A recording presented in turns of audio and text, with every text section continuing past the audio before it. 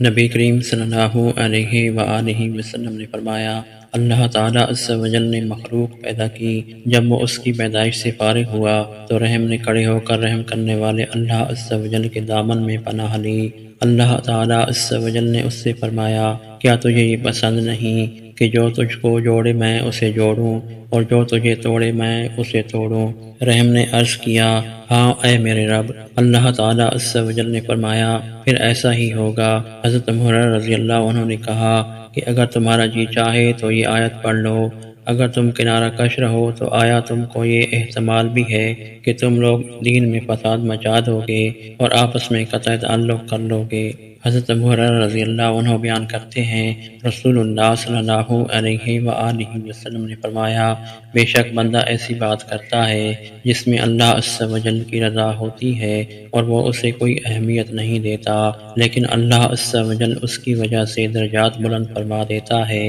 اور بندہ ایسی بات کرتا ہے جس میں اللہ عز و جل کی ناراضی ہوتی ہے اور وہ اسے کوئی اہمیت نہیں دیتا، لیکن وہ اس کے باعث جہنم میں گر جاتا ہے۔